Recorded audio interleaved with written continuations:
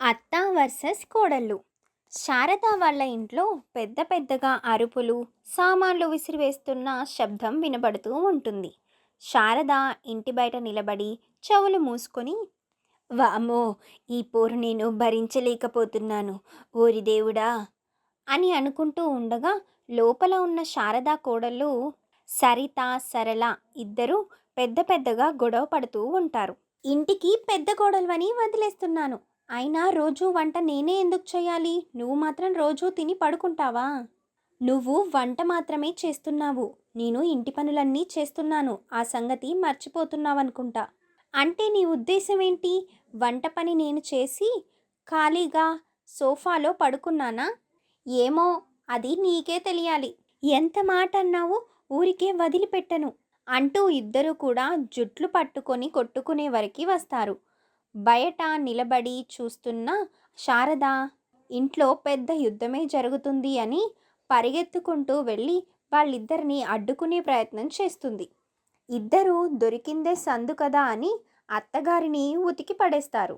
వామ్మో, ఒసేయ్, నన్ను వదిలిపెట్టండే, మీరు బాగానే ఉన్నారు, మధ్యలో నన్ను చితకబాదుతున్నారు అంటూ పెద్దగా కేకలు వేస్తుంది. వాళ్ళిద్దరూ ఆమెను కొట్టి పక్కకు వెళ్ళిపోతారు. నేనేదో ఉన్నదాన్ని పక్కనుండకుండా వీళ్ళ మధ్యలో దూరాను, నా చెప్పుతో నేనే కొట్టుకోవాలి అనుకుంటూ ఉంటుంది. పక్కకు వెళ్ళిన కోడళ్ళిద్దరూ కూడా పెద్దగా నవ్వుకుంటూ ఒకరితో ఒకరు మాట్లాడుకుంటూ ఉంటారు. సరిత, మనం వేసిన ప్లాన్ బాగా సక్సెస్ అయింది. ఈ రోజుతో అత్తగారికి ఫ్యూజులు ఎగిరిపోవాలి. లేకపోతే రోజు మన చేత గొడ్డు చాకరీ చేయిస్తూ ఉంది. మనం ఇచ్చిన జలక్తో ఈరోజు నుంచి ఆమె పని ఆమె చేసుకుంటుంది చూడు. అవునక్క, అత్తగారి తిక్క కుదిరింది అని వాళ్ళిద్దరూ మాట్లాడుకొని నవ్వుకోవడం అత్తగారు గమనిస్తుంది. ఓసి దొంగ కోడల్లారా, నన్నే బురిడి కొట్టించి ఇలా చేస్తారా? నేను మీ తలలో దూరి వెళ్ళానే, మీ ఇద్దరి పని ఎలా చెప్తానో చూడండి అని అనుకొని అక్కడి నుంచి వెళ్ళిపోతుంది. తను తీరిగ్గా సోఫాలో కూర్చొని టీవీ చూస్తూ ఉంటుంది.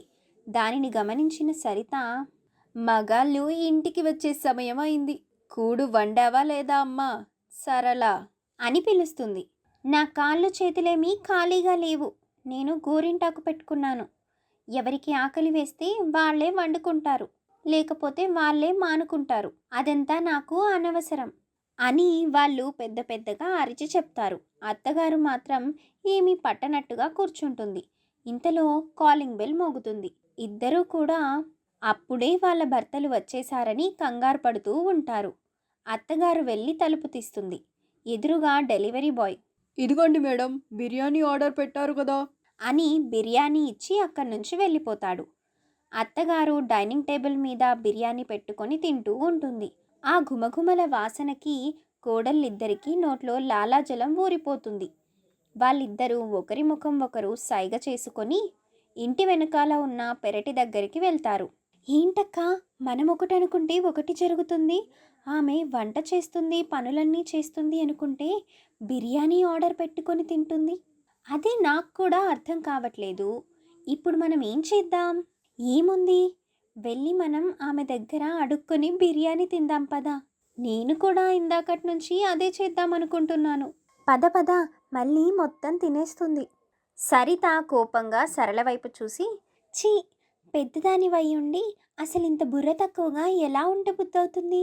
ఇలా ఉన్నావు కాబట్టి ఆమె ఆటలు అలా సాగుతూ ఉన్నాయి. వెళ్ళి నేను చెప్పినట్టు చెయ్యి అని చెవిలో గుసగుసలాడుతుంది. వెంటనే సరళ సరే అని చెప్పి ఫోన్ తీసుకొని ఒక పెద్ద శబ్దం పెడుతుంది. ఆ ఫోన్లో, బిర్యానీ తింటున్నారా? అయితే జాగ్రత్తగా ఉండండి.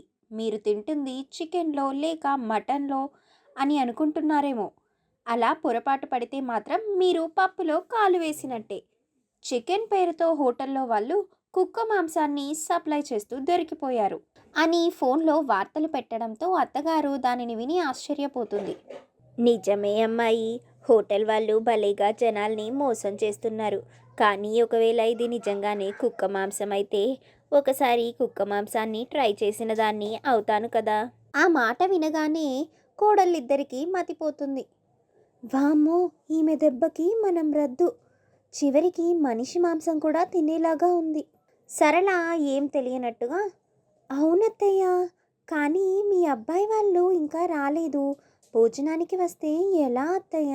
మీరు గొడవపడి ఎవరి వంట వాళ్ళు చెయ్యకుండా ఉన్నారు. అందుకు నా తప్పేముంది? కనీసం మీ ఆకలన్నా తీరాలి కదా. వంట చేసుకుంటారో మానుకుంటారో మీ ఇష్టం అని అంటుంది. ఇక కోడళ్ళు ఏం చేయాలో అర్థం కాక అలా నిలబడిపోతారు. చూస్తుండగానే అత్తగారు బిర్యానీ మొత్తం తిని బేవుమని ఒక తేల్పు తేల్పి, చాలా బాగుంది బిర్యానీ అని చెయ్యి కడుక్కుంటూ, అమ్మాయిలు అన్నట్టు మర్చిపోయాను, ఈరోజు మీ మావయ్య ఇంటికి రాడు, ఎక్కడో భోజనానికి వెళ్తా అని చెప్పాడు. ఇంకా మీ మొగుళ్ళ సంగతి అదే అయ్యుంటుంది. వాళ్ళు కూడా ఏదో ఒక పెళ్ళి ఉందని చెప్పారు. భోజనానికి అక్కడికే వెళ్తామని కూడా అన్నారు. ఈరోజు వాళ్ళెవ్వరూ కూడా మధ్యాహ్నం భోజనానికి రారు అని చెప్పి అక్కడి నుంచి గదిలోకి వెళ్ళి తలుపులు వేసుకుంటుంది అత్త. ఇక సరళ, సరిత ఇద్దరూ కూడా అత్తగారి మీద పెత్తనం చేయడం మన వల్ల కాదు. ఆమెని బురిడి కొట్టించడం మన తరం కాదు. చచ్చినట్టు మన పని మనం చేసుకోవడం మంచిది. వంటగదిలోకి వెళ్ళి వంట చేసుకుందాం అని అనుకుంటారు. ఇక వాళ్ళు చకచక ఇంటి పనులు చేసుకొని వంట కూడా సిద్ధం చేస్తారు. తీరా భోజనం తినే సమయానికి వాళ్ళ భర్తలు ఇంటికి వస్తూనే, అమ్మ ఆకలిగా ఉంది, అన్నం పెట్టు అని అడుగుతారు. సరిత, సరళ ఇద్దరు కూడా వాళ్ళ వైపు చూసి, సరళ భర్త నరేష్తో, ఏంటండి మీరు భోజనానికి వెళ్తారని అత్తగారు చెప్పారుగా, వెళ్ళలేదా భోజనానికి? భోజనాలా? మేమేమి మా అమ్మకి చెప్పలేదే. అదేంటి బావగారు, మరి అత్తగారు అలా చెప్పారు? అలా చెప్పడంతో మేము నీకు కోసం భోజనం ఏర్పాటు చేయలేదు. సరిత భర్త నరేష్, అంటే నీ ఉద్దేశం ఏంటి సరిత? మేమిద్దరం బయటకు వెళ్ళి తినాలా? ఈ వండింది మీరు తినాలనుకుంటున్నారా?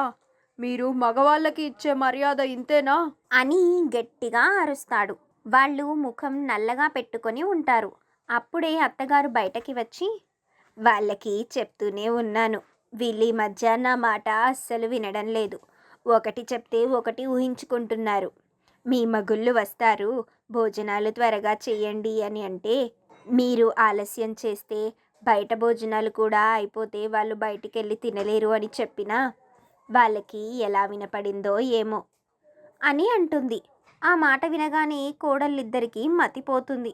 వాళ్ళు మనసులో, వామ్మో అత్త, నువ్వు సామాన్యమైన దానివి కాదే, నిన్ను తక్కువ అంచనా వేశాం చూడు, వామ్మో మమ్మల్ని ఎక్కడ ఇరికించాలో అక్కడ ఇరికిస్తున్నావు అని అనుకుంటారు. ఇక చేసేదేమీ లేక వాళ్ళ భర్తలకి భోజనం వడ్డిస్తారు. వాళ్ళు తినేసి బయటకు వెళ్ళిపోతారు. ఆ తరువాత మళ్ళీ వంట చేయబోతే అత్తగారు, ఒసే కోడల్లారా, నేను మీ అంత స్వార్థపరులారని కాదే, ఏదో నాకు ఓపిక లేక ఇంటి పని చేయడం లేదు. ఒకరికి ఇద్దరు ఉన్నారు కదా, చేస్తే ఏమవుతుంది? మా అత్తగారు ఉన్నప్పుడు నేనెప్పుడూ కూడా ఇలా ప్రవర్తించలేదమ్మా. ఆమె నన్ను బాగా చూసుకునేది, నేను కూడా ఆమెను బాగా చూసుకునేదాన్ని. నేను మంచికి మంచి, చెడుకి చెడు. ఇద్దరి కోసం ఇందాకే భోజనం ఆర్డర్ పెట్టాను, ఈ పాటికి వచ్చేస్తూ ఉండాలి. ఆ మాటకి కోడళ్ళిద్దరూ, అత్తయ్య మమ్మల్ని క్షమించండి, మేము నీ మీద పెత్తనం చెలాయించాలని అనుకున్నాము, నిన్ను తప్పుగా అర్థం చేసుకున్నందుకు క్షమాపణ కోరుకుంటున్నాము అని క్షమాపణ కోరుకుంటారు. అప్పుడే డెలివరీ బాయ్ వచ్చి వాళ్ళకి డెలివరీ ఇచ్చి వెళ్తారు. ఇక కోడళ్ళిద్దరూ బిర్యానీ తిని చాలా బాగుంది అంటూ ఆవురావురమంటూ తినేస్తారు. ఏంటి కోడళ్ళు, ఇప్పుడు అర్థమైందా అత్తగారి దెబ్బ ఎలా ఉంటుందో? ఇది చాలా తక్కువ. మీరు గనక నన్ను క్షమాపణ కోరుకోకపోతే మీకు ఇంకొక రకమైన చుక్కలు చూపించేదాన్ని. వద్దత్తయ్య, మీరు మాకు చిన్న శాంపుల్ చూపిస్తేనే చుక్కలు కనిపించాయి. మా మీద యుద్ధం మొదలు పెడితే మా వల్ల కాదు, మీరు సీనియర్ అని అనిపించుకున్నారు అని అంటారు. అత్తగారు పెద్దగా నవ్వుతుంది. ఇక కోడళ్ళిద్దరూ మరుసటి రోజు నుంచి ఎలాంటి గొడవలు లేకుండా వాళ్ళ పనులు వాళ్ళు చేసుకుంటూ, అత్తగారికి సహాయం చేస్తూ, అలా ఇంటిని సర్దుబాటు చేసుకుంటూ హాయిగా ఉంటారు.